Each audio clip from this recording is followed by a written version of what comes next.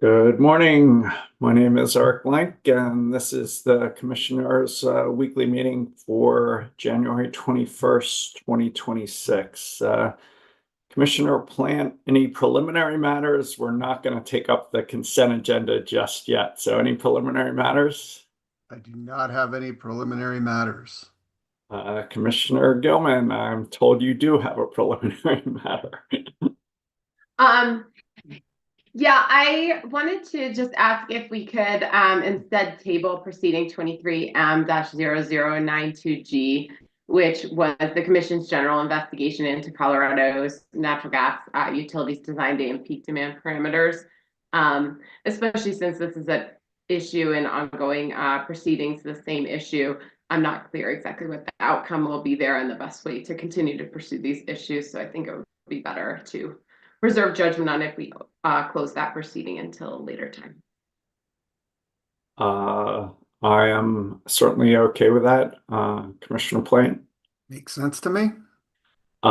With that, Commissioner Plant, are you ready to approve the consent agenda as modified? Yes, I would approve the consent agenda. Commissioner Gilman? I would also vote to approve. As would I. Proceeding number 25A-0454 CP, Mr. Foreman, Ski Town Transportation. Good morning, Commissioners. Wyatt Foreman of your Commission Council. Before you here is a decision whether to grant the motion filed by NDW Enterprises LLC, doing business as Ski Town Transportation, on January 7th, 2026, which includes a petition for late intervention and an application for rehearing, re-argument, or reconsideration, or RRR, of Commission Decision Number C25-0914. This proceeding was initiated by applicant Steamboat Shuttle Service LLC, which filed an application for a Certificate of Public Convenience and Necessity, or CPCN, for common carrier authority to transport passengers in call-on-demand shuttle service and call-on-demand charter service between all points in Routt County, Colorado.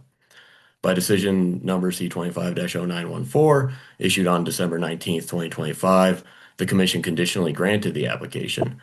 The Commission stated that because the application was uncontested, under Section 40-6-109, subsection 5, this matter could be determined without a hearing, and the Commission found, pursuant to Rule 6203, subsection A, the information submitted with the application warranted the granting of the requested common carrier authority.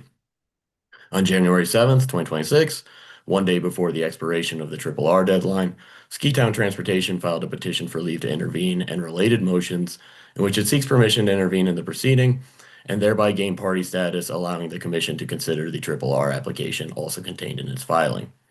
Ski Town details specific operational and litigation demands during the November 3rd to December 3rd notice period that caused it to miss the intervention deadline, including staffings for ski season, integrating additional vehicles after another carrier cessation, and participating in a multi-day hearing in another docket.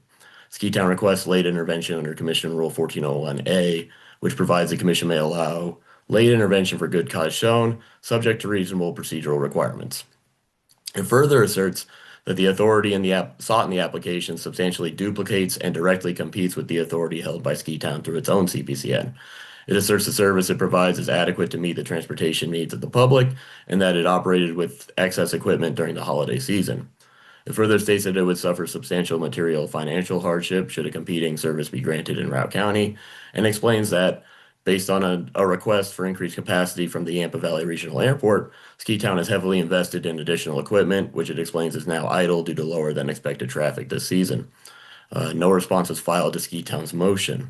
Ski Town's filing also contains an application for RRR, in which it takes issue with several findings in the Commission's decision and raises facial completeness and notice concerns with the underlying application. Ski Town asks the proceeding be reopened and scheduled for a hearing on the merits of the application. And if you would like, I can proceed to a recommendation here. I think we'd like a recommendation.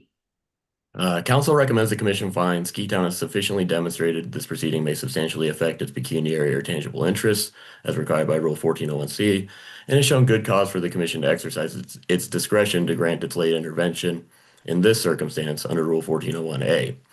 If the Commission does grant the intervention, the application would then be opposed, and Council recommends the Commission not reach the merits of Ski Town's RRR, but instead that it find good cause to set aside the commission's decision and refer the matter to an administrative law judge for appropriate proceedings. And I'll stop here for a vote. Commissioner Plant, I agree. Commissioner Goman, I also agree.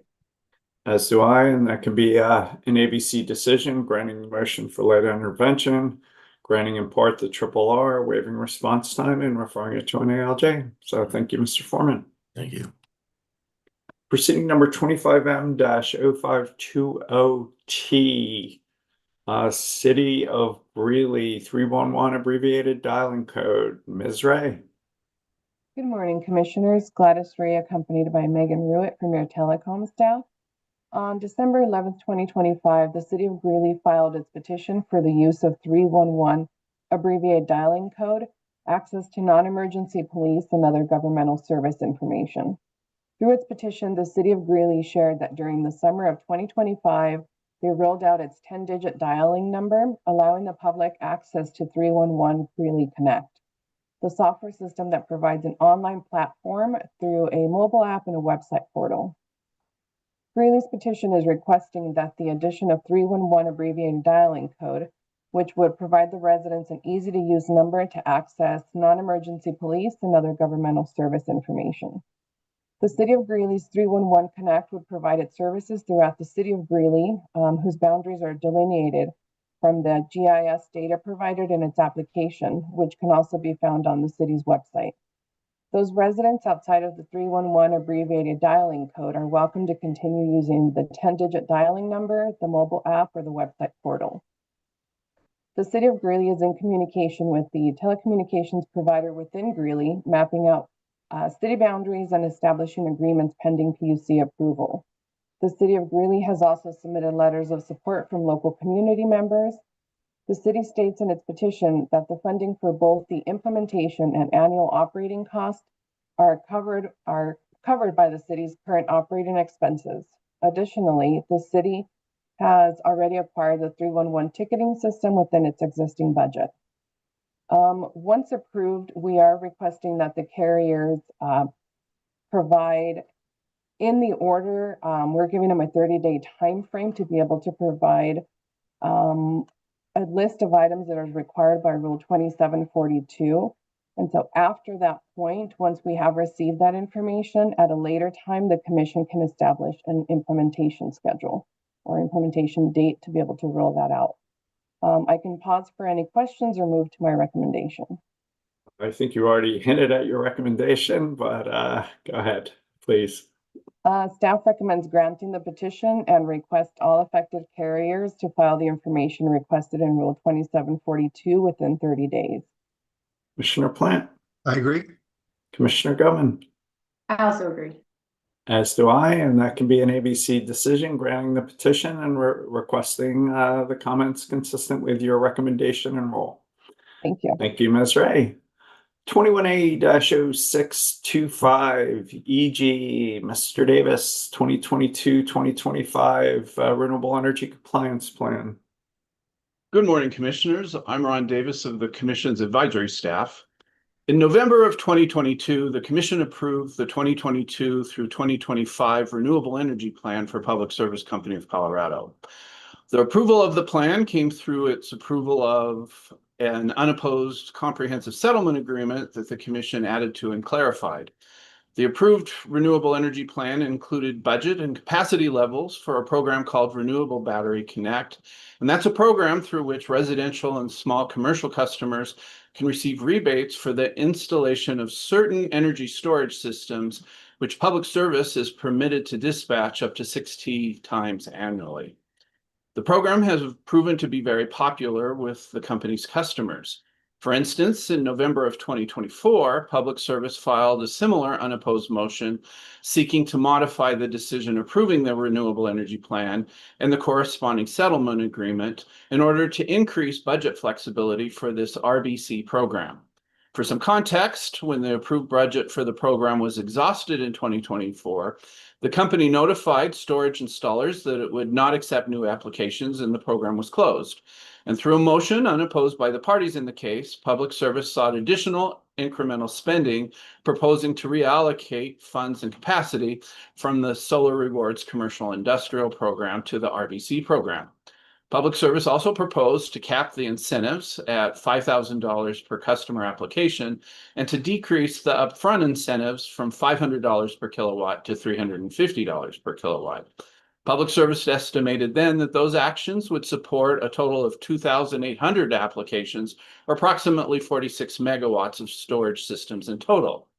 In the motion on today's agenda, or the second RBC motion, Public Service reports that through October 9th of 2025, the company has received 3,176 system applications, now totaling 42 megawatts and $16.7 million in incentives.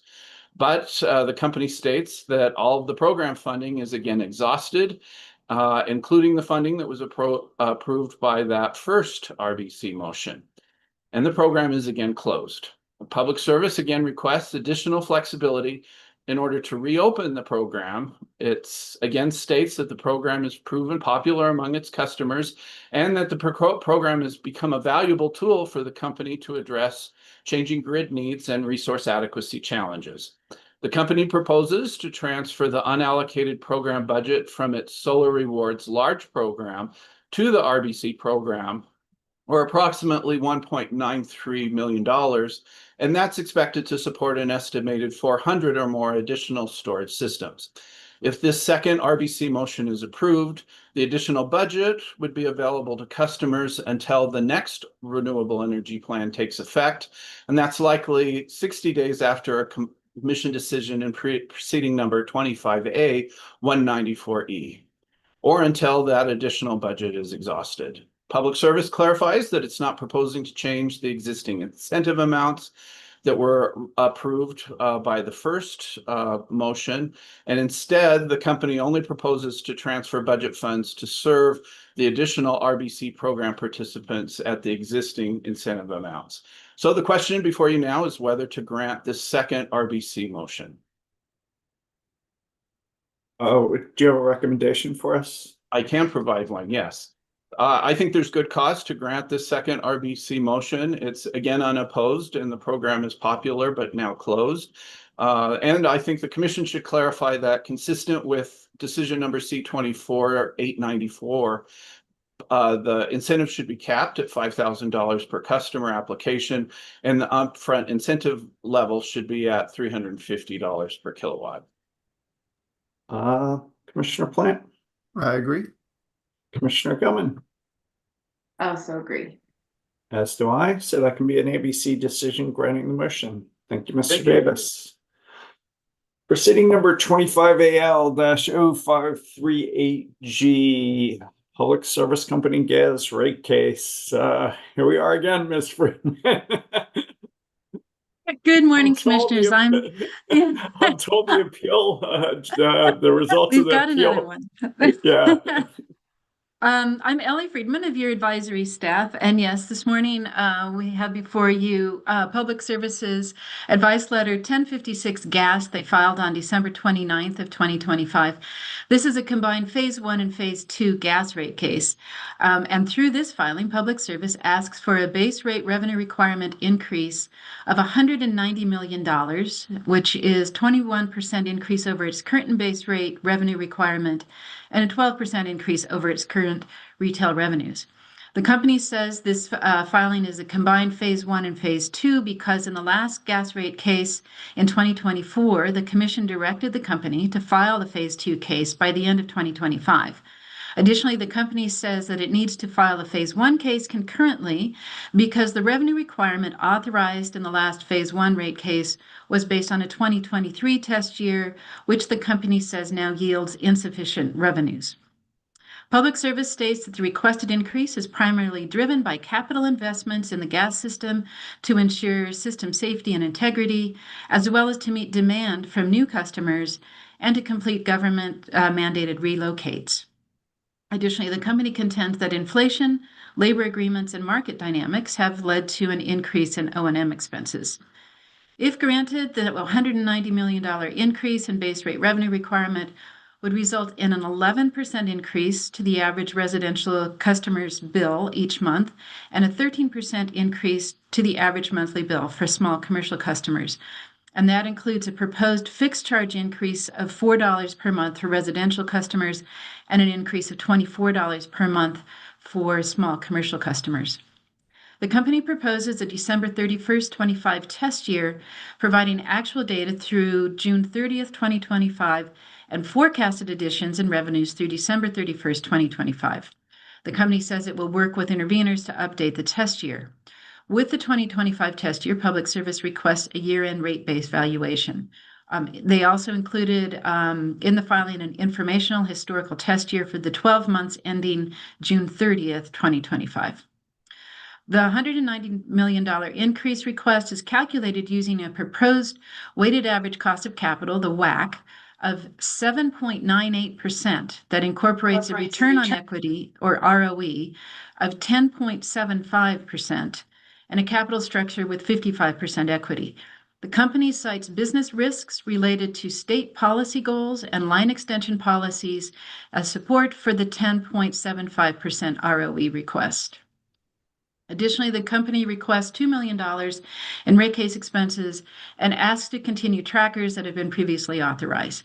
The company also asks to include unamortized balances from previously authorized deferred costs at a WACC return in rate base and amortized over 18 months. The company proposes several changes to its gas affordability program, that's the GAP, including increasing the number of customers receiving assistance and increasing the level of support for participants, as well as assisting participants to take advantage of other programs. Funding for these proposals is estimated at $27 million annually, and the company offers that shareholders will make a one-time $5 million contribution in 2027. Public Service also requests the approval of a revenue stability mechanism, which is a decoupling mechanism, and proposes a tariff change for certain transportation customers to pay for proportionate share of Mountain Energy Project costs as required in the Mountain Energy Project CPCN proceeding. Although Public Service does not support further line extension changes or the implementation of a gas capacity infrastructure fee, it does offer information that suggests the Commission might find this helpful in its discussion of line extension policies. The company also includes its gas distribution extension policy tariffs as directed by the Commission in the 2024 gas rate case. On January 5th, the Colorado Office of Utility Consumer Advocate, UCA, filed a protest citing a number of concerns with Public Service's requested increase. With regard to the company's proposal to update the 6 months of forecasted data with actual data in the company's rebuttal testimony, UCA asked the Commission to direct Public Service to file supplemental direct testimony that describes the data it will update in its rebuttal testimony and require the procedural schedule established in this proceeding to have an answer testimony deadline based on when the supplemental direct testimony is due. Furthermore, UCA requests that the procedural schedule be based on statutory maximum number of days and that the procedural schedule allow for interveners to file rebuttal testimony in response to the company's rebuttal case. On January 16th, trial staff of the Commission filed a protest letter listing many of the same concerns regarding the company's requests in this proceeding. Staff also voices concerns regarding timeline for the company to update its test year data and requests the company be required to provide its most recent actual data for the test year prior to the establishment of an intervention period and provide a date certain and process by which the test year will be updated with complete actual information. Staff suggests that having this data prior to the intervention date will avoid interveners having to request it through the discovery process.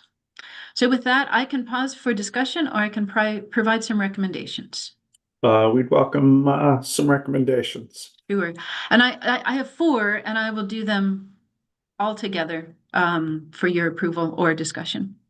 So first, advisors recommend suspending the 29th of January 2026 effective date of the tariff sheets filed with Advice Letter 1056 Gas, 120 days to May 29th, 2026. Next, we recommend setting the matter for hearing before the Commission en banc. Third, we recommend setting the notice and intervention period through February 26, 2026. We also recommend that interveners be allowed to comment on UCA's request regarding the procedural schedule in the request for or notices of intervention. And finally, we recommend the Commission direct Public Service to file by February 1st, 2026, its most recent actual test year data and provide a date certain and process by which it will update the test year with a complete set of actual information. Commissioner Plant? Yeah, I agree with the recommendation. I wonder, it seems like with these cases historically, there's also been an argument from the parties for a 13-month average.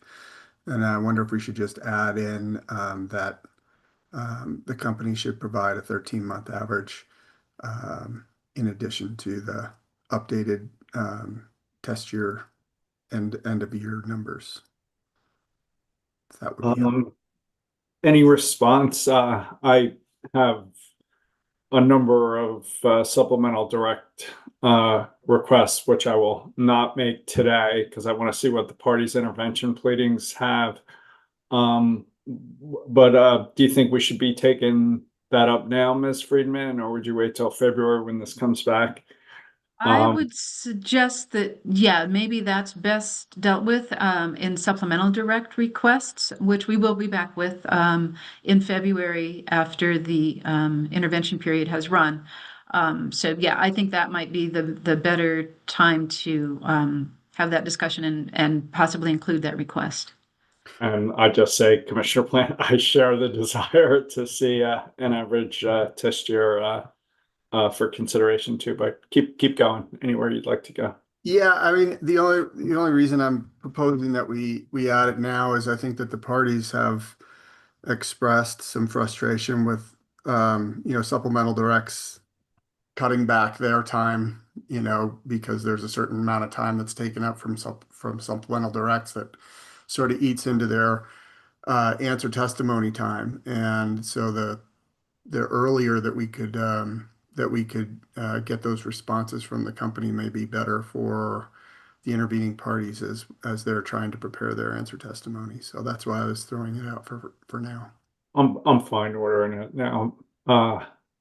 Commissioner Plant, it'll set our expectations early and get that data earlier. So I'm good with that. Are you okay with the other 4 recommendations of Yes. Ms. Friedman? Commissioner Gilman? Yeah, I'm good with the 4 recommendations. I'm okay with ordering that now. If you think that works, Ms. Friedman, if you think the request is clear enough in its current form. Just a question for you on what was filed, Ms. Friedman. Do we have yet information about compliance with Senate Bill 291 regarding tracking of time related to the exclusions in Senate Bill 291? That was addressed, I believe, in some of the direct testimony that we've seen. We haven't gone through in complete detail, but I believe that has been addressed in some of the testimony already filed in the direct case.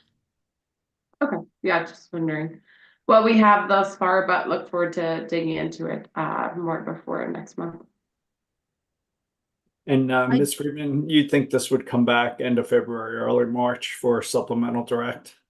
Yes, well, the idea was that after the intervention period runs at the end of February, then we'd come back with the intervenor requests and then also discuss supplemental direct. I do have a question of Commissioner Plant. So your request is that by February 1st, the company provide its cost of service study using a year-end or a 13-month average rate base.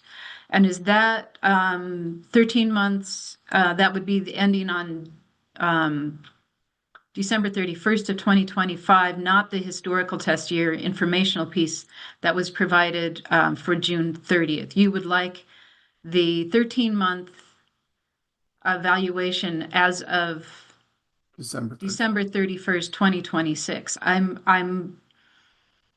just want to confirm what you're wanting to provide, and I'm not quite sure if the company will have that available.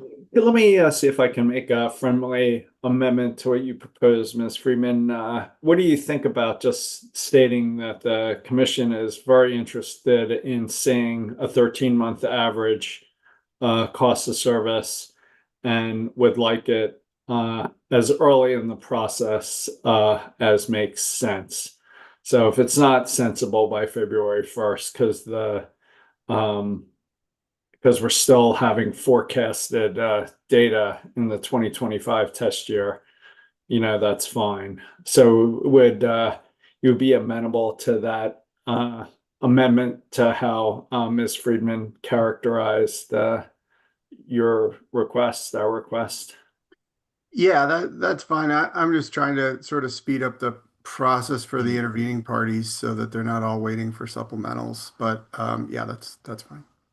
Does that make sense? Does that Yeah, address it your does, concern? because the data that will be provided on February 1st will not be, it's the most recent, but it might not be the actual, so the part of that was the date certain when the test year with everything will be available. So to fold Commissioner Plant's request into that, I think, is helpful and will result in something that's probably more usable for the parties.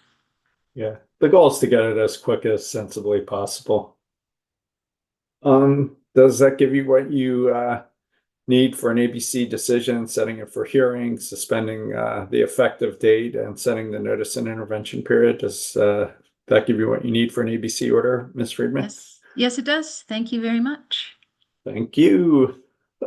25A-0075E Public Service Company of Colorado Markets Plus SPP tariff file application. Ms. Rosati, Mr. DeCenzo. Good morning, Commissioners. I'm Wendy Rosati of your Commission Council, and I'm joined by Ron Davis of your advisory staff. Through decision number C25-0697, issued on October 9th, 2025, the Commission granted in part public services application for participation in Markets Plus and associated cost recovery. In the majority decision, the Commission concluded that public services participation in Markets Plus is in the public interest and permitted public service to recover a portion of the costs it incurs by joining Markets Plus through the ECA. It determined that the 3 public interest criteria in Rule 3753 concerning greenhouse gas tracking and accounting, market seams management, and expected costs and benefits of market participation were satisfied.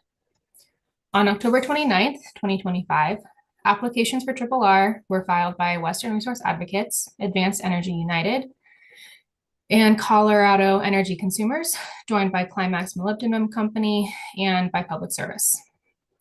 Through decision number C25-0839, the Commission granted the applications for RRR for the sole purpose of tolling the statutory 30-day deadline. The applications for RRR filed by WRA, AEU, and CEC take issue with many of the conclusions in the majority decision, asserting evidentiary deficiencies. Public Services application for RRR seeks clarifications relating to certain accounting treatment and ECA tariff revisions and requests the Commission modify its statement that if federal actions interfere with the company's ability to meet state emission reduction requirements, the approval may be rescinded. If it's okay with the Commissioners, I will describe the RRRs filed by WRA, AEU, and CEC, stop for your discussion and some votes, then turn to discussion of Public Services requests for modification regarding federal actions, and then turn the discussion over to Mr. Davis for consideration of Public Services other requests. That'd be great. WRA, AEU, and CEC argue that the Commission's decision approving Public Services participation in Markets Plus is not supported by substantial evidence. They contend that none of the 3 required findings under Rule 3753A are supported by the record. Regarding the greenhouse gas tracking and accounting requirement in Rule 3753B, Roman numeral 1, WRA and AEU contend Markets Plus lacks finalized protocols and that reliance on a greenhouse gas task force and letter submitted to the Commission demonstrate a protocol is not in place. Regarding the seams management plan requirement in Rule 3753B, Roman numeral 2, WRA and AEU assert that there is insufficient evidence for the decision's reliance on the belief and expectation that having some Colorado utilities in an RTO and a day-ahead market with the same market operator is progress towards working through seams issues.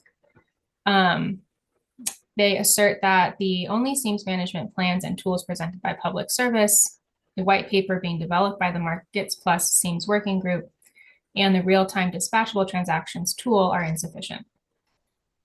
Regarding the cost and benefits analysis required by Rule 3753B, Roman numeral 3, WRA contends the record shows cumulative net costs through 2038, with speculative benefits only appearing in 2039 and 2040, which cannot support a public interest finding.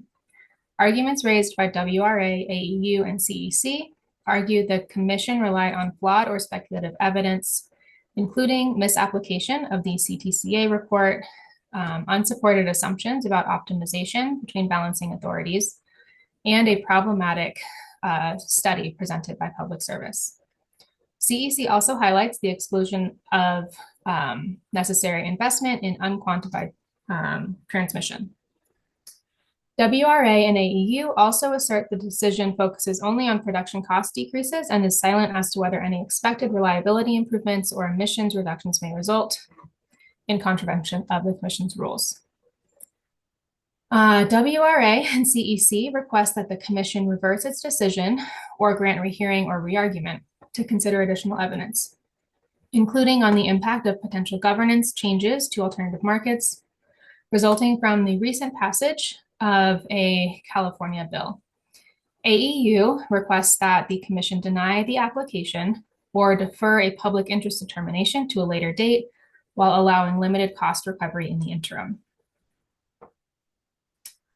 In addition to these arguments on the sufficiency of the evidence, CEC and AEU argue that the Commission's acceleration of the deadline for Public Service to file an OWM waiver application from June 2029 to June 2027 will prevent meaningful evaluation of OWM alternatives.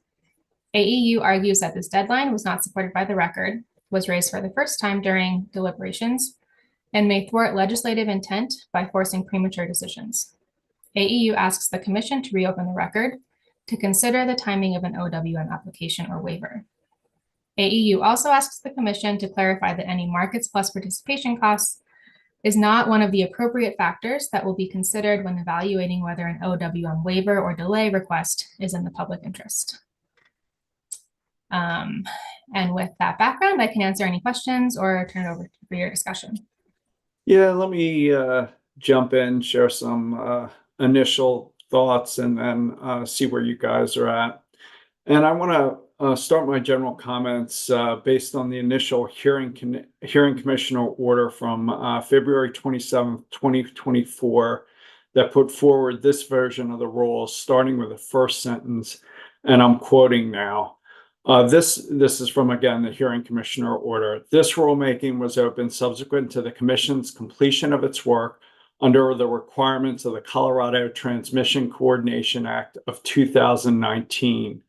By decision number C210755, the Commission determined, pursuant to its report to the Colorado General Assembly, that utility participation in an energy imbalance market, a day-ahead market, a regional transmission organization, power pool, or joint tariff is generally in the public interest, although we clarified the general determination did not extend the participation in a specific market.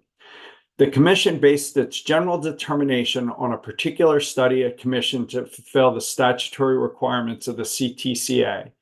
The CTCA study results showed that savings from participating in an EIM represent about 1% of the total state revenue requirement, including fuel operation costs and return of and on capital. The study results also indicated that expected savings from participating in a day-ahead market or a full RTO with day-ahead unit commitment and reserve sharing could produce savings as much as 4 or 5% of the total state revenue requirement. So that's the first sentence of the hearing commissioner ordering adopting the draft rules, explicitly grounding and basing the rules in the findings and results of the CTCA study and explains why that study was critical to this record.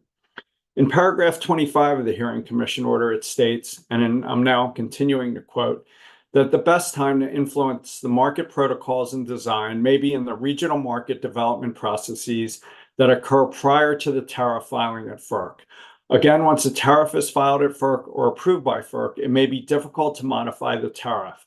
This timing and approval reality may create significant problems with the proposals of the joint commenters, which recommends a fully litigated process with public interest findings after the tariff filing at FERC. As such, the outcome of this after-the-fact litigated proceeding in Colorado would likely be limited in its impact on a FERC-approved market design and tariff.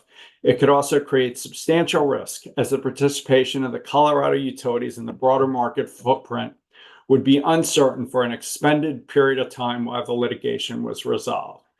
This reasoning is why the rules laid out an abbreviated process with a limited scope of issues, constrained discovery, a modified standard of approval, restricted modeling, and a requirement for the commission to produce a written decision in 150 days of the application filing.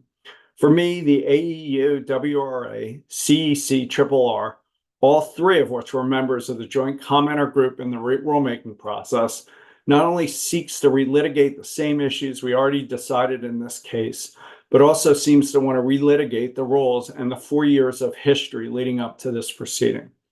Despite our obligation to resolve this case in 150 days, we're now over 340 days into this abbreviated litigation, and we still have requests for more process and time. After reviewing the RRR filed by WRA, AEU, and CEC, I still find that the majority's initial decision is sufficiently supported, both in the record and based on policy considerations. As such, I'm unconvinced that additional process or a different cost recovery method is appropriate here, given our rules are satisfied, and that the Markets Plus tariff has now been approved by FERC and is very difficult to change. So in sum, I decline to redeliberate both our ultimate decision in this case and, in my view, the core underlying rule, and would just deny all the RRR requests of WRA, AEU, and CEC related to evidentiary support and requests for additional or different processes for all the reasons we outlined in our initial decision and in the rulemaking. As such, I would propose that we not go through each of the decision points as laid out by the rule again, and instead maintain our reliance on the already cited evidence and policy rationales. So that's where I'm at. I know, Commissioner Plant, you had some issues on GHG policy and rules and compliance. So I don't know if you want to take them up now as part of this or where you're at. So anywhere you'd like to go.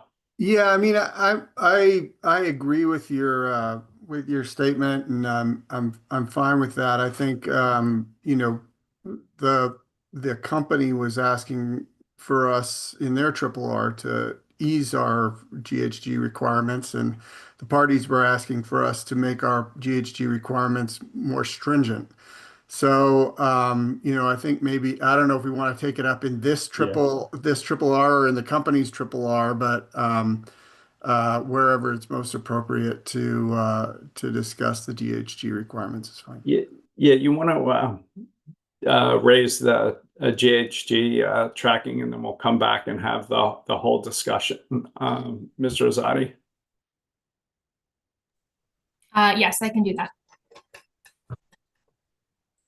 In public services application for RRR, it includes that the company supports the commission's rejection of proposals to revoke a public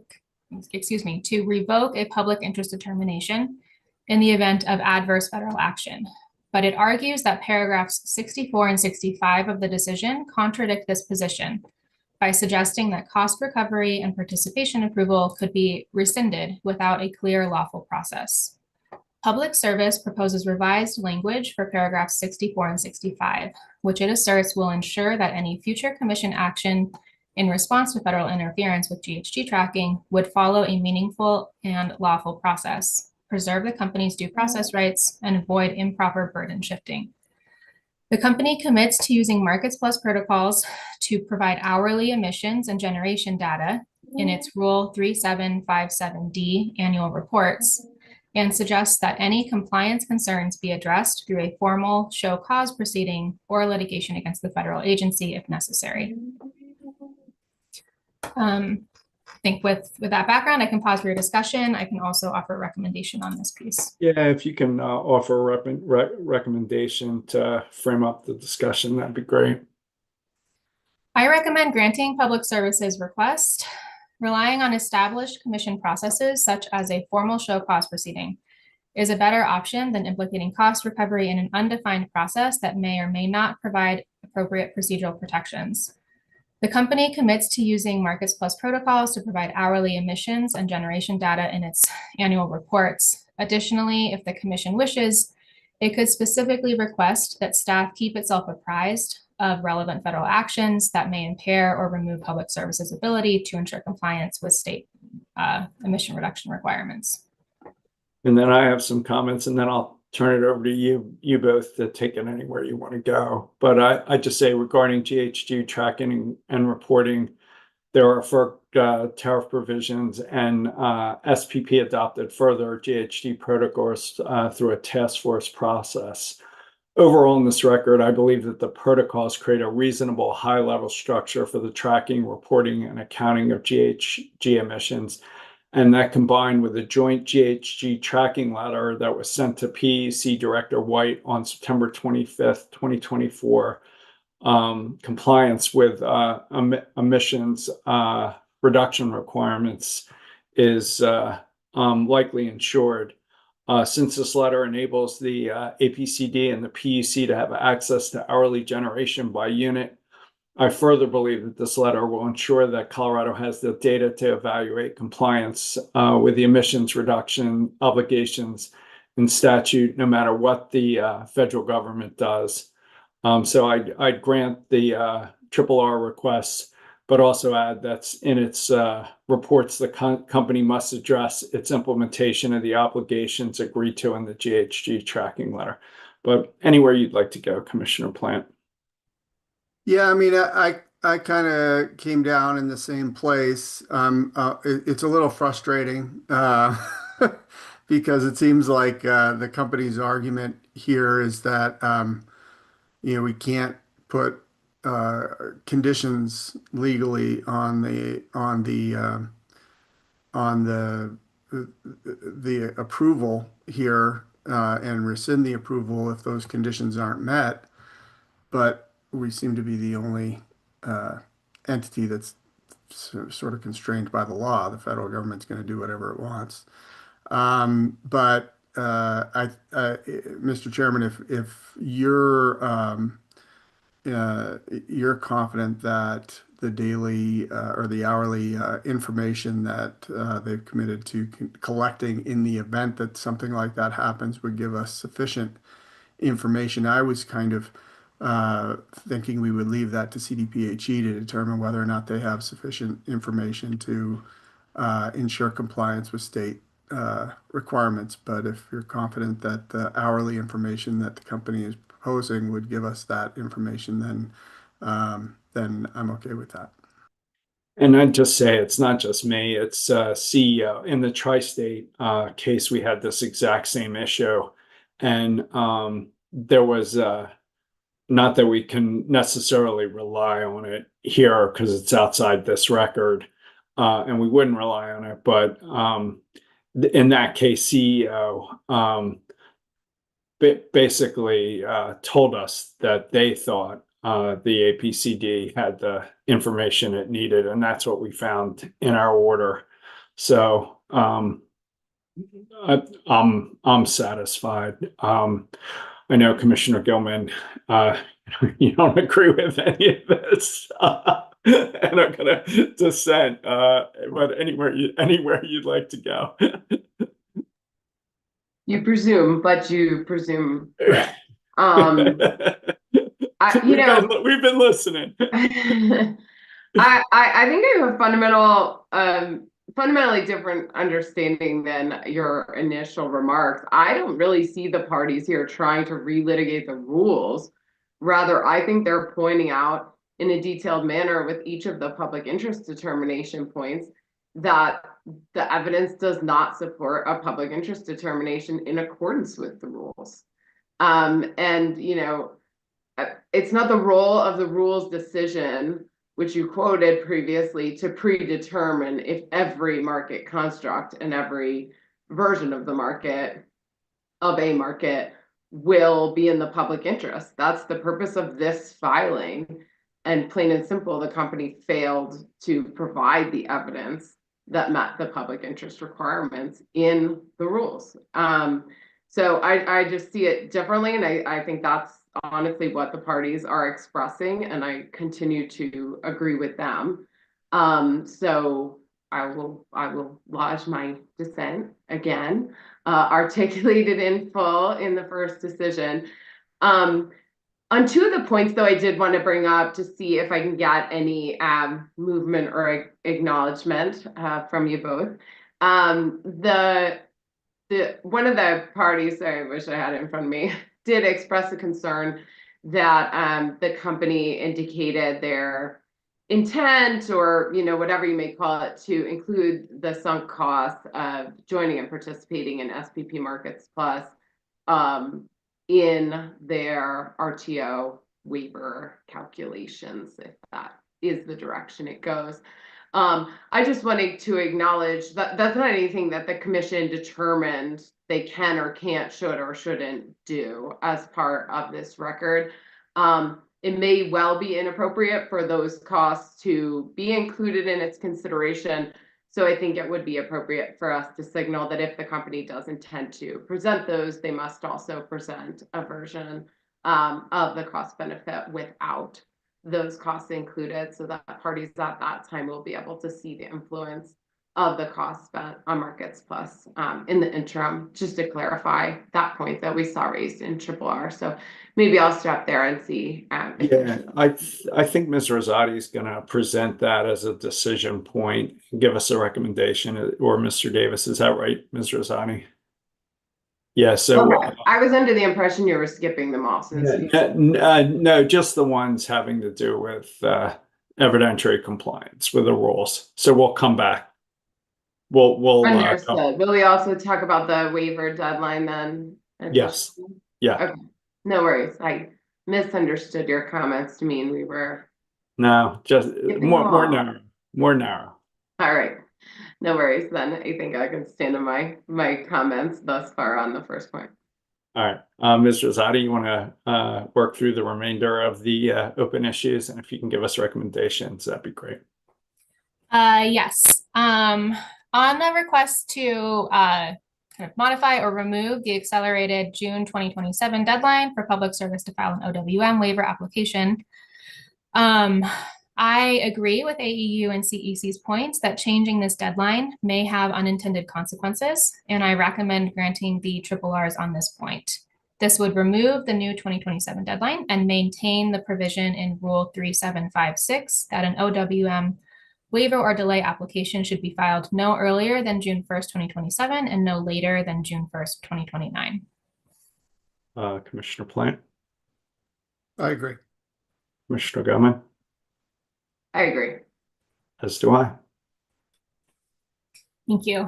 And regarding the request to clarify that any Markets Plus participation costs is not one of the appropriate factors that will be considered in evaluating a waiver or delay request, I recommend granting this request. I think it's appropriate in light of the timing issues with Markets Plus participation kind of in comparison to the statutory 2030 deadline. Commissioner Plant? I agree.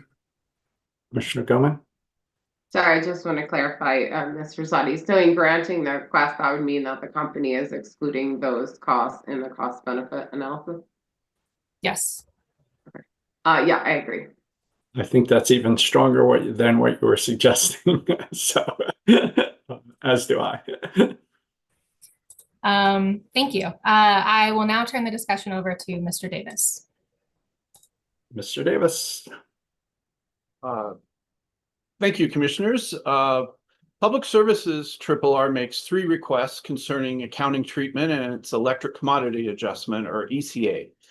First, Public Service requests clarification regarding the accounting treatment for deferred capital costs, specifically the software and IT investments related to Markets Plus participation. The company asked the Commission to clarify that it may defer depreciation expenses and accrue interest at the company's weighted average cost of capital for those costs.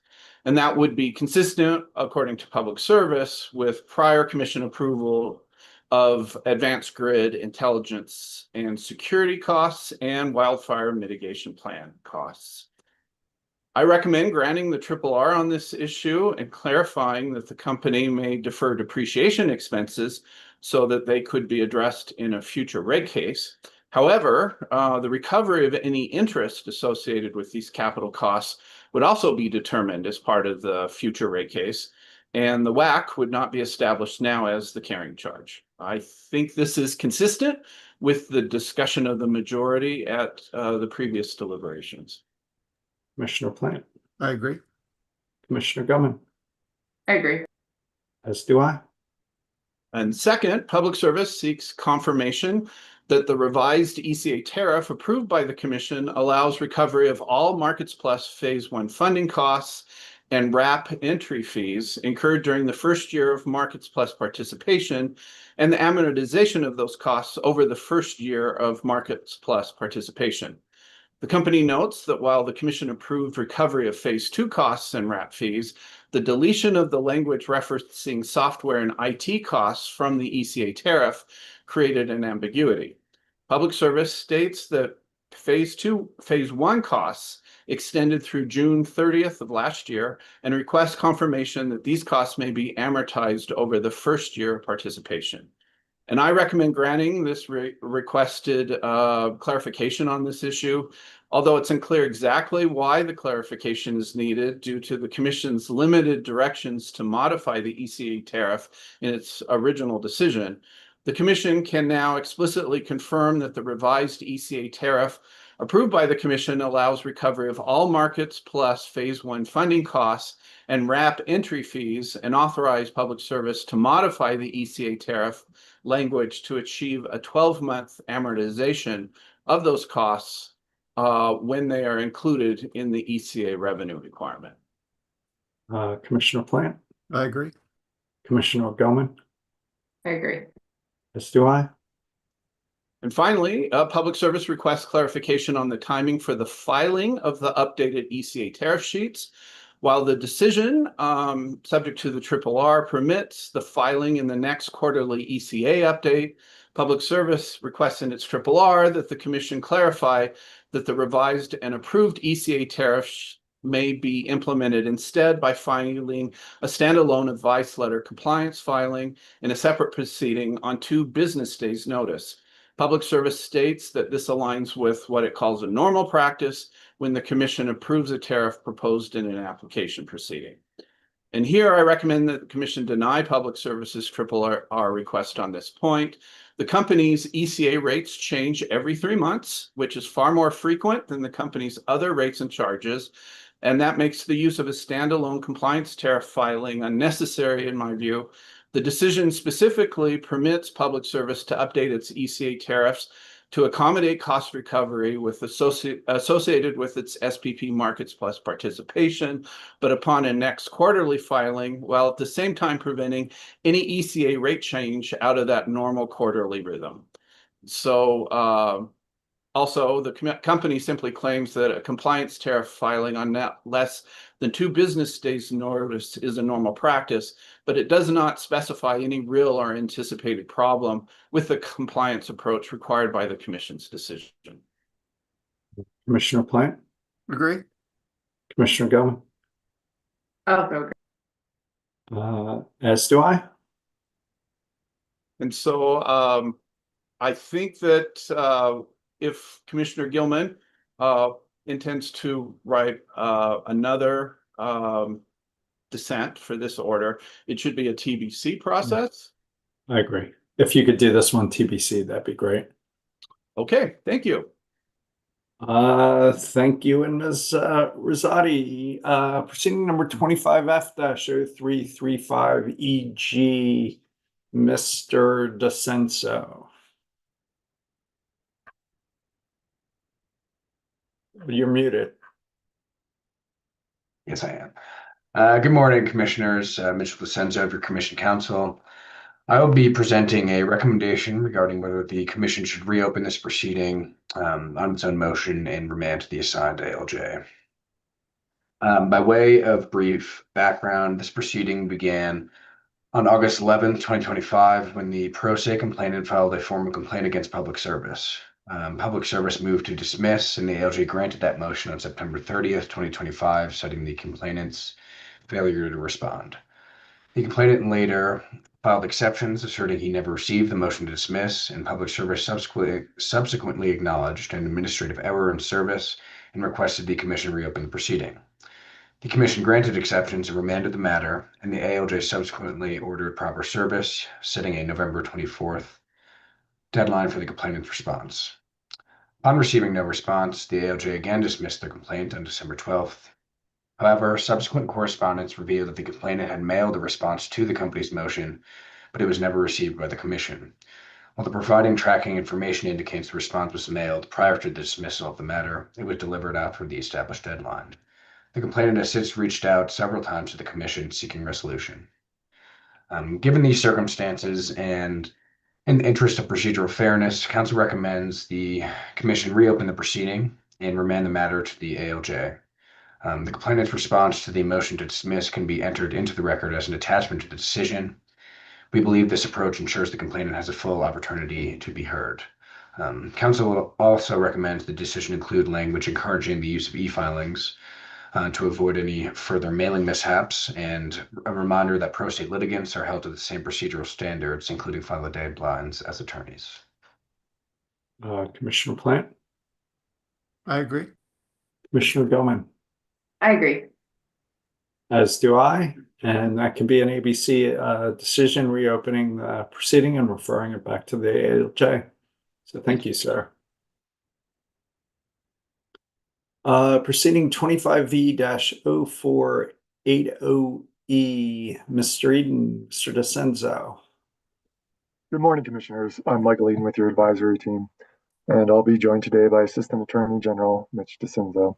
Today, I'll tee up your deliberations on the applications for rehearing, re-argument, or reconsideration, which I'll refer to as triple Rs, that certain parties filed in response to decision number C25-0892.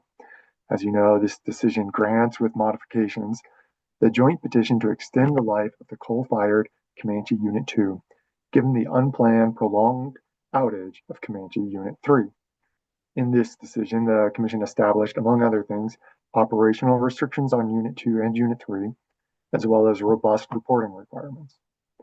Public Service and Core Electric Cooperative, or CORE, each filed a triple R, and staff, CEO, and UCA, or the state agencies, collectively filed a joint triple R. Subsequently, the Environmental Justice Coalition, or EJC, Western Resource Advocates, or WRA, and Conservation Coalition each filed a motion to respond to the triple Rs, as well as their response. At a high level, their triple R responses request that the company deny the triple Rs filed by Public Service and the state agencies.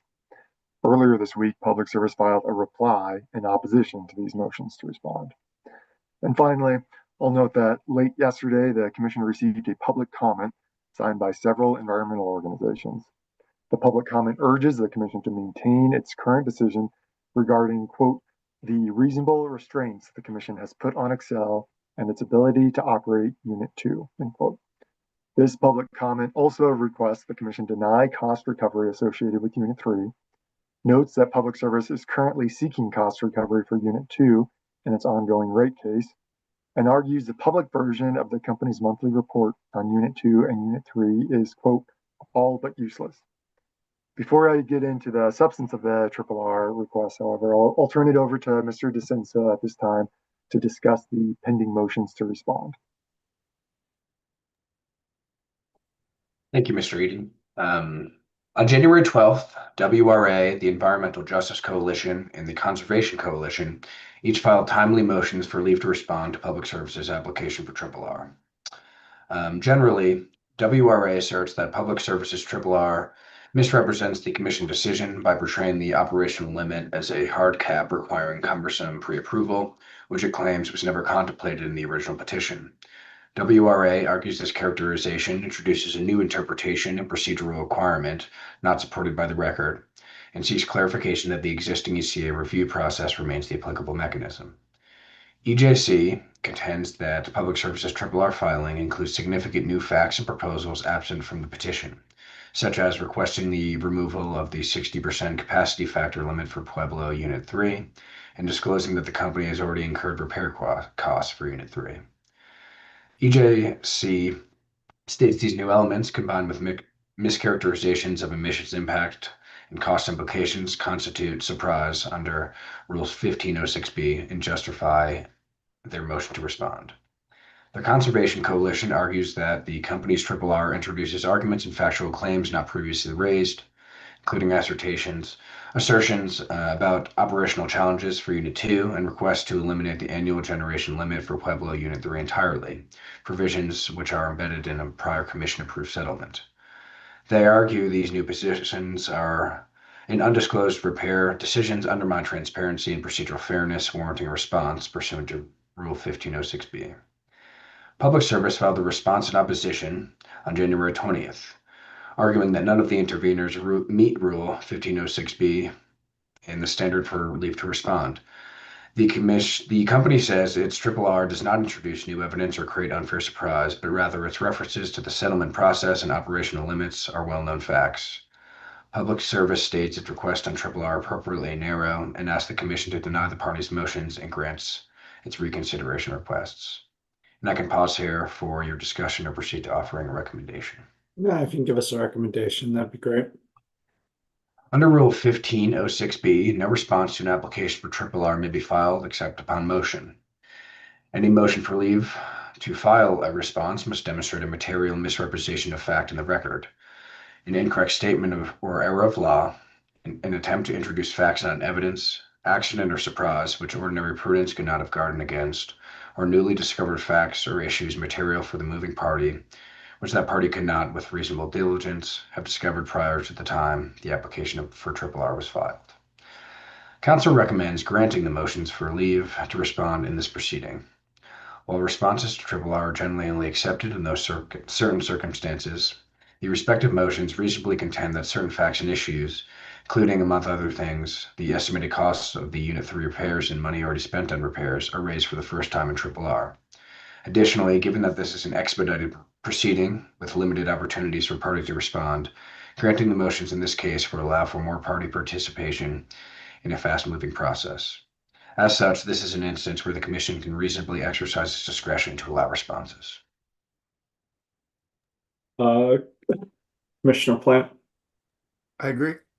Commissioner Goman, I also agree. as do I. Thank you. And I'll turn it back to Mr. Eden. Thank you. So at this point, I'll jump into the substantive issues, starting with the operational limitations. In the underlying decision, the Commission placed operational limitations on Unit 2 and Unit 3 so that the two units together could not generate more than 3.9 million megawatt hours in 2026. This 3.9 million megawatt hour limit is derived from the updated settlement agreement, or USA, in the 2021 ERP, in which the settling parties, including Public Service, agreed to a 60% annual capacity factor limit on Unit 3. Chair Blank dissented from this part of the decision. In the joint RRR, the state agencies request the Commission remove the operational restrictions on Unit 2 and Unit 3. They warn that unintended consequences of the operational limitations could result in significant costs being imposed on ratepayers. The state agencies express agreement with Chair Blank's dissent from the operational limitation and has expressed concerns about non-economic dispatch and how much the operational limitation would cost. The state agencies recommend the Commission squarely place the burden of prudent operations on the company, including by granting it full control of unit operations. Public Service also challenges the operational limitations on Unit 2 and Unit 3. The company argues the decision's operational limitations actually invert the agreed upon limits in the USA by creating a hard cap from which the company cannot deviate without advance Commission approval. Public Service notes, however, that paragraph 38 of the USA actually allows the company to exceed the annual capacity factor in case of extraordinary events. In addition, Public Service argues the operational limitations could be costly, have unintended consequences, and may not ultimately reduce emissions. Public Service asserts the resulting additional costs could, quote, easily range into the millions or even tens of millions of dollars, end quote. Despite these additional costs, the company warns the operational limitation may simply cause less efficient units to run more frequently. As for the unintended consequences, Public Service notes that Unit 2, which was built in the 1970s and is nearing the end of its life, is much older than Unit 3. In their responses, Conservation Coalition and EJC argue the state agencies and Public Service misrepresent the facts regarding the emissions benefits of the operational restrictions. Given the relative amount of pollution generated by coal-fired power plants, they argue it is quite doubtful that electricity from other sources could have higher emissions. In addition, EJC asserts removing the operational constraint would be directly contrary to SB 21-272's equity mandate. On this point, EJC argues the air pollution emitted from generation resources is not fungible, and the location, amount, and type of pollution matters greatly to impacted communities. Conservation Coalition and EJC also assert that Public Service and the state agencies, for the first time in RRR, seek to remove the 60% capacity limit on Unit 3. They argue this constitutes a procedurally improper request to revise the Phase 1 decision from the 2021 ERP. In addition, Conservation Coalition opposes arguments that the operational limitation usurps the company's engineering judgment. Conservation Coalition argues it was the company, not the Commission, that first proposed the operational limitation on Unit 3 via the USA, and that the operational limitations do not prescribe how the company operates Unit 2 and 3 to comply with the limit. WRA similarly argues the Commission's decision does not set a hard cap from which the company must obtain pre-approval to exceed. So at this point, I'll pause for your discussion on the operational limitations, or I can offer a recommendation. Yeah, if you can offer a recommendation, I think it provides a little more detail and can help frame the discussion. So if you'd be willing to do that briefly, that'd be great. Sure. Advisors recommend granting the RRRs on this point and removing at this time the operational restrictions on Unit 2. Advisors are persuaded by the company's assertion the operational limitations may damage Unit 2, which is much older than Unit 3. Advisors also take seriously the arguments from the state agencies that the Commission should squarely place the burden of prudent operations on the company. Even assuming the operational limitations would reduce emissions, there is insufficient record to confidently predict how the operational limitations would impact the dispatch of Unit 2. The fact that Public Service agreed in the USA to impose capacity factor restrictions on Unit 3 does not mean the company's concerns about applying those limitations on Unit 2 are unfounded. Arguments from EJC and Conservation Coalition to the contrary are unpersuasive. Similarly, while the Commission must consider how its decision impacts disproportionately impacted or DI communities, there is insufficient record here to assume that the operational limitation on Unit 2 will result in a net benefit to DI communities across Colorado. To be clear, advisors recommend removing the operational limitations on Unit 2 at this time. Advisors recommend the Commission require Public Service to include in its June 1st Step 2 application an analysis of what it would take to ensure the combined generation from Unit 2 and Unit 3 in 2026 does not exceed the 3.9 million megawatt hour limit in the USA. This analysis could provide useful information, especially if Public Service proposes to continue running Unit 2 after Unit 3 returns from service. In this same vein, advisors recommend clarifying that the operational limitation on Unit 3, as set forth in the USA, remains unchanged. Commissioner Plant, anywhere you want to go? Yeah, I mean, I agree with the bulk of the recommendation. I agree with the company that Unit 2 is a very old and inefficient plant. That's one of the reasons we were closing it in 2021. 5. But the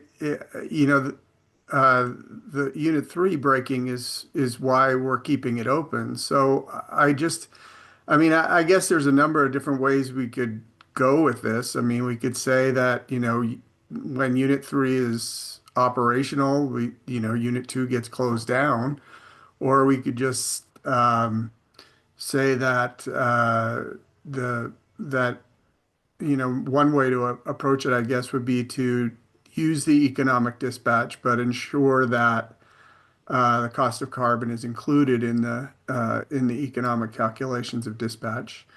And that would ensure that low carbon alternatives are being used prior to any use of the coal facilities. But it's sort of like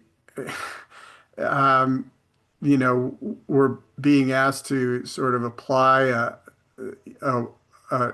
agreements that were done on a different basis. I mean, we didn't think we would be operating Unit 2 because we thought Unit 3 would work, despite historical operations to the contrary. But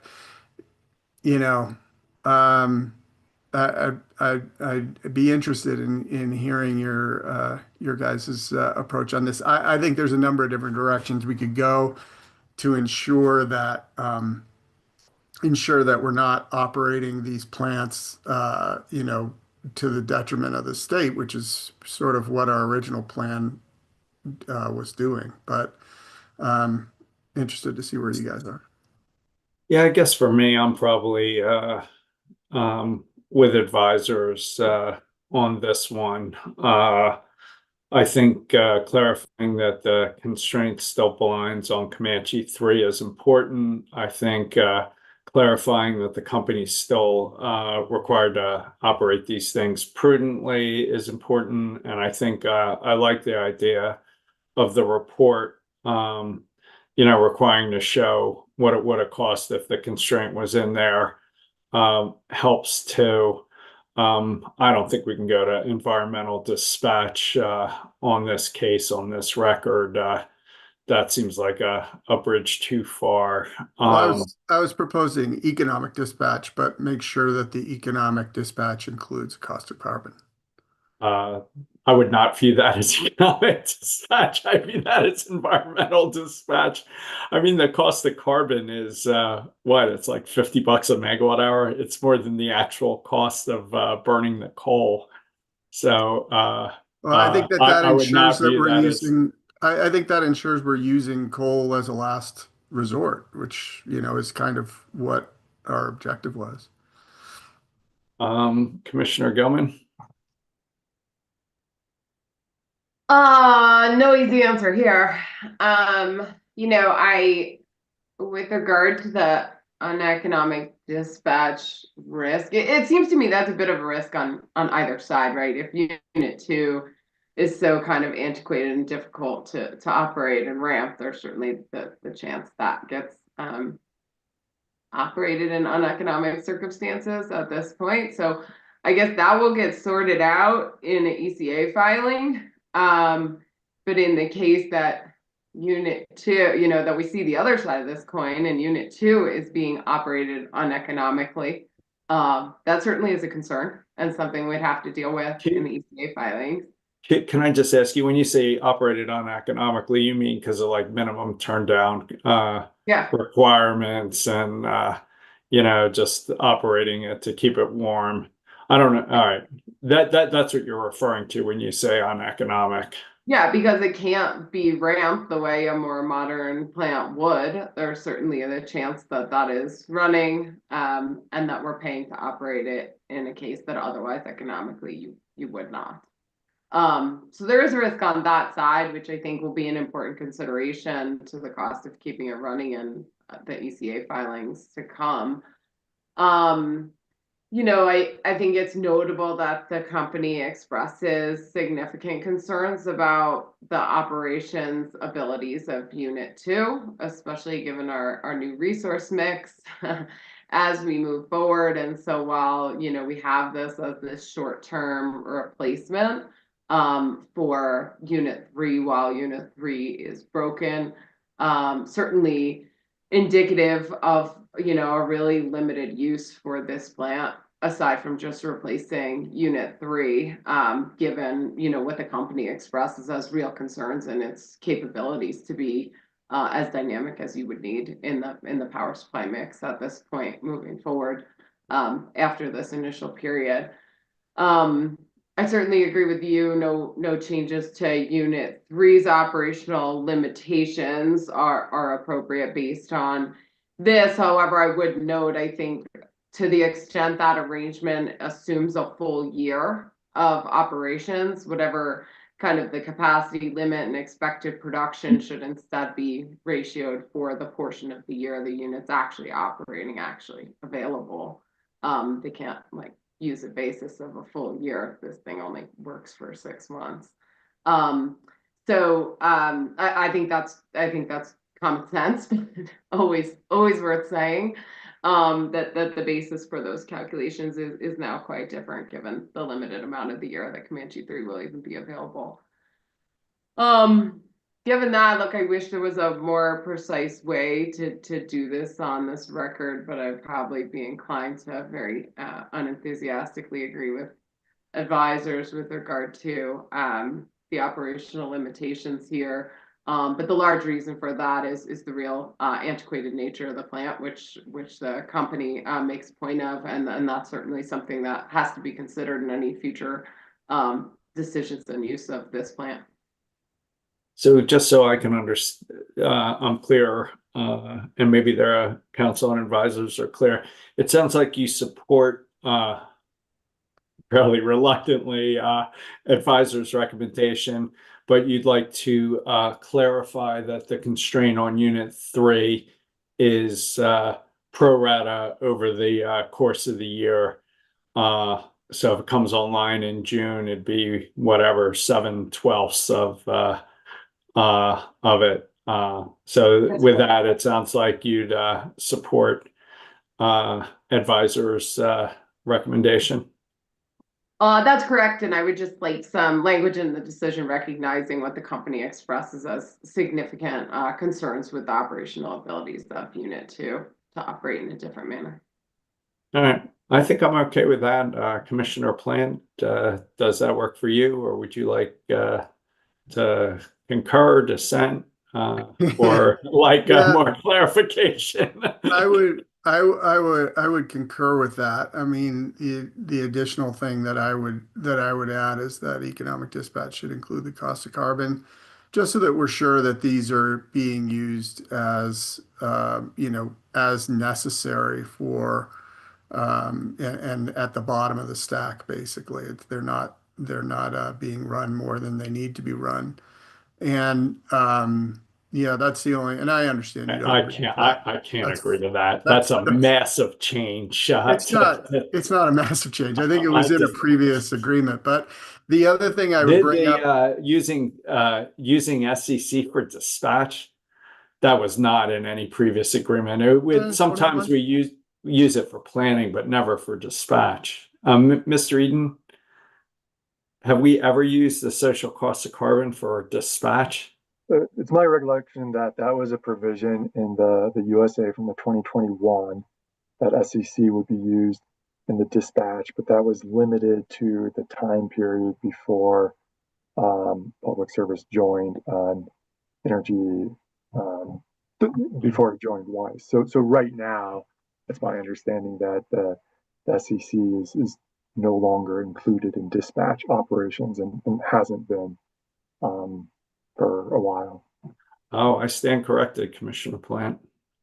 The only other thing that I would bring up, and I don't know how what the best way is to address this, but you'll recall that Unit 3 needs Unit 2 to start.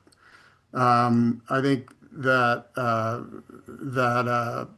Excel, I think, spent $25 million on a basically a gas starter mower.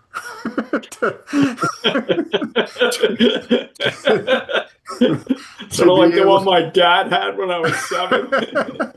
to be able to get Unit 3 to start. I don't know, if we wanted to approve that they could use the gas starter in place of Unit 2. I don't know what the comparative emissions are between the two of those. Um, and maybe we just leave that for some other filing from the company, right? But right now, Unit 3 is sort of reliant on Unit 2 unless they put in place the auxiliary generator. So I'm not sure where that is, but anyway, I would agree with the recommendation with Commissioner Gilman's addition, and then I would also just propose that we reinstitute the economic dispatch rule, including social cost of carbon. I would prefer not to do that, but with Commissioner Plant's correction of my mistaken sense of what we did in the past, I don't feel quite so strongly, but Commissioner Gilman, why don't you decide that one? Yeah, I mean, look, they've made the case that they cannot ramp up and down Unit 2. So even if we include social cost of carbon as a factor in economic dispatch, I don't have a reason to believe that technically they can respond to that as a factor in an effective way. However, I continue to believe this is an ECA prudency issue in terms of evaluating the economic dispatch of the plants.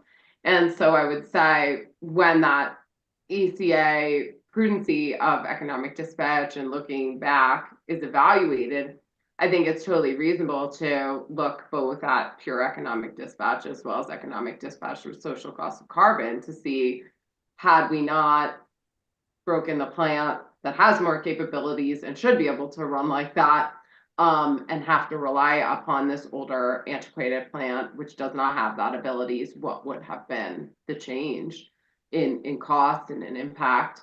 I think that's relatively fair game for the ECA prudency review that will evaluate the dispatch of these units. So I guess I would offer that as somewhat of a middle ground here.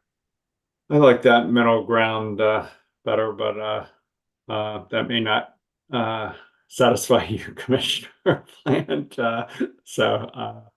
Yeah, I can just be a dissenting footnote on that one component. So. All right. I think we're through issue 1 of like 7. So why don't you keep going, Mr. Eden? Yeah, well, that was a big one. So Yeah, that like was the the other big 6. one. So as I referenced earlier in the underlying decision, the Commission established robust reporting requirements. As part of these requirements, the Commission directed that Public Service report any estimated material future capital costs for the repair of Unit 3 before such costs are obligated. Public Service requests reconsideration or clarification of this directive. In its RRR, the company provides estimates of the total repair costs of Unit 3, as well as the money that has already been spent. The company argues that requiring the company to make regulatory filings for every contract relating to potential repair work would delay repairs, which in turn would likely extend the outage and raise costs for customers. Instead of being required to report material repair costs before they are obligated, the company offers to provide updated estimated costs on a monthly basis, specifying the costs that have already been obligated and any updates on insurance coverage. In its response to the RRRs, EJC argues Public Service should not be allowed to preemptively impede the Commission's prudency review of Unit 3's repairs by spending significant amounts of money to repair Unit 3 before the Step 2 proceeding begins. Conservation Coalition similarly argues the Commission should retain the requirement to inform the Commission of material expenses before they are obligated. They argue this reporting requirement will not cause any material delays and enables the Commission to have additional insight into the repair expenses. Would you like my recommendation on this one? Yeah, if you can give us a recommendation. Advisors recommend granting Public Service's RRR on this point and accepting the company's offer to provide updated estimated costs on a monthly basis, specifying the costs that have already been obligated and any updates on insurance coverage. Advisors agree with Public Service that it is not in customers' interest or in the interest of the system to require Public Service to delay repair work in order to file the appropriate reports. Arguments from EJC and Conservation Coalition that this type of reporting would not cause material delays and would allow the company to have additional insight are unpersuasive. We also disagree with EJC's suggestion that allowing Public Service to spend money on Unit 3 prior to reporting estimated costs will somehow impede the Commission's ability to review the prudence of Public Service's decisions. I'll just say a couple things. When I suggested the forward-looking reporting, I was not aware of the total estimated cost for repairing Comanche 3, which has now been provided in the company's RRR at page 9. At that time, I was worried about repair costs in the hundreds of millions of dollars and whether the unit could indeed come online before June 2026, such that the repair decision would need commission review sort of before the fact.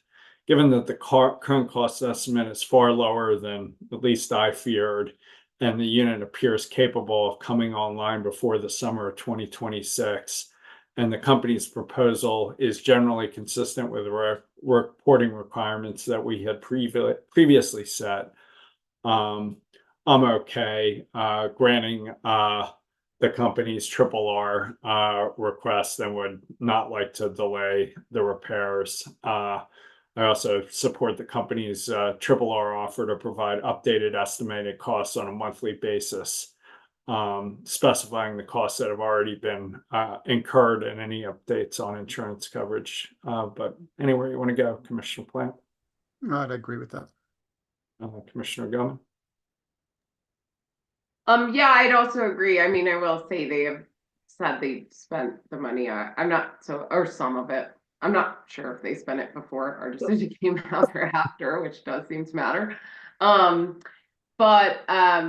Yeah, I'm fine with the recommendation. I will say though, that it is probably helpful for us to reiterate our stance from the first decision, that this in no way is prejudging the prudency of fixing the plant, period. That's not an issue that's come before the commission, I think intentionally on the part of the company. They have not brought that to us. And so this is at the company's risk. Any fix to the plant in terms of who would bear that cost and if it should in fact continue operation has not been decided and is not being decided by this. In any way, shape, or form, I strongly support emphasizing that point. Commissioner Plant? Yeah, I agree with that addition as well. All right, number 3, Mr. Eden. Thank you. Core states that its RRR, quote, focuses solely on the Commission's decisions around the cost and prudency of repairs and operations of Unit 3, end quote. Core asserts the Commission improperly enlarged the scope of the proceeding from what was noticed when the Commission engaged in the prudency of repairs and operations of Unit 3. Core acknowledges the Commission's statement that disallowing Unit 3 costs would be premature, but argues the Commission's reporting requirements indicate that it plans to determine the prudency of repairs and operations of Unit 3 during this proceeding. Core asserts the decision to extend the retirement date of Unit 2 does not require the Commission to make a determination on Unit 3's prudency issues. If the Commission rejects Core's RRR and engages in the prudency of repairs and operations of Unit 3, Core asks that the Commission allow for evidentiary hearings, discovery, and answer testimony. And I'll pause here unless you would like a recommendation. No, if you can give us a recommendation, that'd be great. Advisors recommend rejecting Core's RRR. In Core's own words, its RRR focuses solely on the Commission's decisions around the cost and prudency of repairs of Unit 3, and yet Core fails to cite a single prudency determination the Commission made regarding Unit 3. The notice in this proceeding appropriately summarizes the purpose and scope of the joint petition and directs the public to the actual joint petition for further details. Considering the proposals and arguments set forth in the joint petition, the Commission did not improperly enlarge the scope of the proceeding, including when it directed additional reporting regarding Unit 3. Commissioner Plant? I agree. Commissioner Gilman? Also agree. As do I. Thank you. In its RRR, Public Service also seeks clarification regarding the Commission's directive to provide monthly reports on the replacement energy costs associated with Unit 3's outage. Public Service argues it does not know in real time and cannot report on a monthly basis the exact replacement costs for any particular outage. Instead, the company explains that replacement power modeling takes multiple months to conduct and significant employee time. The company states it will commit to filing full replacement power cost modeling for the Unit 3 outage in the ECA annual prudence review proceeding or in an appropriate standalone proceeding. The company further commits to include in its monthly reports the actual bilateral energy and capacity purchases. I'll pause here for your discussion unless you would like a recommendation. I'm okay with the recommendation. Advisors recommend granting Public Services RRR on this point based on the company's representations that the required modeling takes multiple months to conduct. The Commission should accept the company's alternative offer to include in the monthly reports the company's actual bilateral energy and capacity purchases. In addition, the Commission should direct Public Service to include the full replacement power cost modeling for the Unit 3 outage in whatever proceeding the company attempts to establish the prudency of such costs. Commissioner Plant, I agree. Commissioner Gilman, Also agree. as do I. So for this last decision point, in the underlying decision, the Commission found that, quote, Unit 3's prolonged unplanned outage is the single justification for extending Unit 2, end quote. The Commission noted that prior to Unit 3's breakdown, the company never suggested that it would need to extend the retirement date of Unit 2 because of factors such as supply chain and geopolitical issues, changes to the company's resource accreditation methodology, and increasing peak demand. Public Service disputes this finding in RRR and offers several reasons for why the company did not previously request a Unit 2 extension, including that such a proposal would have induced strong opposition in the company's resource planning proceedings, and that the Commission likely would have denied the request. The company also spends significant time in its RRR arguing that the Commission delays regarding the new build CTs, or combustion turbines, that the company bid into the 2021 ERP contributed to the current resource adequacy situation. I'm happy to answer any questions, but I'll pause first for your discussion. Yeah, let me just throw out some thoughts and then see where you guys at, and then maybe turn it back to Mr. Eden. I'd just say I'm sympathetic to the request to change the language in our order from the single justification to the primary justification, as I think that this was a complicated situation, particularly given evolving federal policies, and that there's a lot going on. Even so, I totally disagree with the company's characterization of the resource adequacy history. For me, that history was more about risk allocation and the functioning of PIMs in a rising cost environment. In retrospect, it was clear that the company's proposed CTs needed to be repriced, as the company couldn't come anywhere close to performing at its original bid prices. As such, most of that history and delay was trying to find an acceptable way to adjust the PIMs. And I think we may have collectively done this through novel processes such as the CEP delivery plan and the NTP. Nevertheless, I don't see how any of this is relevant. The company's own CTs at issue that were bid into phase 2 all had 2027 or later CODs, and it was never possible for any of them to come online in 2026.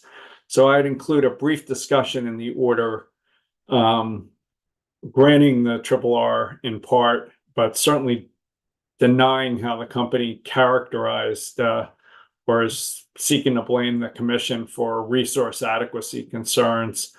But I do think there were significant complicating factors. So, Commissioner Plant, anywhere you want to go? Yeah, I mean, I agree that we've had, months and months of discussions around resource adequacy. We've, addressed a variety of different ways to evaluate and address the company's concerns, and we've come up with a variety of different solutions. I think that the company is making just an unfounded claim here. I know personally I would not have approved extending the life of Unit 2 if Unit 3 wasn't broken. I mean, that's the bottom line. It is, in terms of, my justification, it is the sole justification, because we're addressing resource adequacy in a variety of other ways. And, so I agree substantively with your arguments. I probably wouldn't go so far as to change our Solve the problem, right? language. Yeah, Yeah. it's still primary. Commissioner Gutman? I would deny. I'm a no on changing the language. I agree. This was the sole justification that was actually justified in the record of this proceeding. Is there some information elsewhere about, the company having significant delays due to price increases on gas CTs and things like that? Sure. But the justification presented here in this record was that Unit 3 is broken, and that's it. I'm more sympathetic because of what I would call evolving federal policy. But, Not sure if evolution is a good name for that, but devolution, devolving federal policy. So I'm sympathetic to switching it to primary, but I certainly understand on this record where you're coming from and why you're doing it. So I think maybe in terms of denying the sort of the basis of the company's request, Mr. Eden, would you add anything in terms of, I know you had some thoughts on backup power and some of the flexibility. Would you like to add any comments sort of supporting the response to the substance of the company's requests, which I would like to deny briefly and not go into some tortured explanation. For me, it was just, yeah, we had to reprice it, so it took a while. But would you add anything to that? Yeah, I would just add along similar lines to Commissioner Plant's comments that the Commission should acknowledge in the decision that it has set up flexible resource acquisition processes and has been responsive to stakeholder requests to pursue novel regulatory processes to address quickly changing circumstances and rising costs. This includes the backup bid selection process, the CEP delivery plan, the interim just transition solicitation and its phase 2 framework, the near-term procurement process, and this current proceeding in which the Commission achieved the accelerated timeframe for a written decision 1 month after the joint petition was filed. So I guess I'd like to support adding that language. It's like a 2 or 3 or 4 paragraph response to the company's discussion of the history, but that I would add that as part of the response, saying we've been flexible. Commissioner Plant, you okay with that? Yep. Commissioner Gutman? I agree.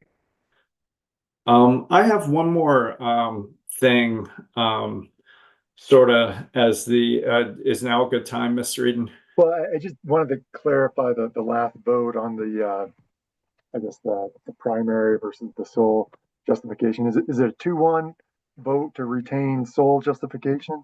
Yeah, why don't we do 2-1? If you can just put a footnote in there saying, Chair Blank is sympathetic to the primary justification because of devolving federal policy. Okay, can do. One more thing is the company seems to be pointing the finger at us for resource adequacy issues in ways I think are unfair. I'd like to repeat some of the language we put in a September 2022 RRR order in the 2021 ERP, where we found, and I'm quoting, that it is in the public interest to have robust and updated contingency planning that include gas-fired resources such as CTs that are fully permitted, including the air quality permit, and on standby, although not authorized for construction should they be needed. The record in phase 1 seems to indicate this could be as much as 400 to 500 megawatts of CTs. And this 400 to 500 megawatts of standby CTs was in addition to the 600 megawatts of CTs that we approved in the phase 1 and phase 2 orders.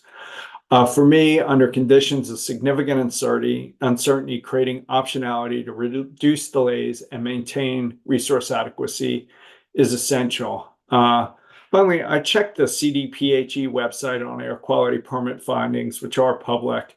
While I did find the permit request associated with the 600 megawatts of approved CTs, I couldn't find any evidence that the company complied with our request from more than 3 years ago to develop an additional 400 to 500 megawatts of standby CT assets with air quality permits. Although my effort was somewhat cursory and I could have easily missed the filings or they could have been filed under subsidiary names, I'd just like to reiterate our request here to invest in these standby assets. I think optionality under conditions of certain uncertainty is key. So, Commissioner Plant, would you be okay including something like that in our order here, given the company's triple R? Yeah, that's fine. Commissioner Goman?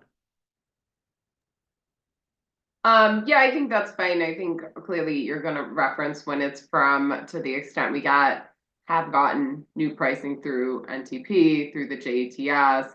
I think that's currently evolving what looks to be the most cost-effective resources going forward, especially for capacity.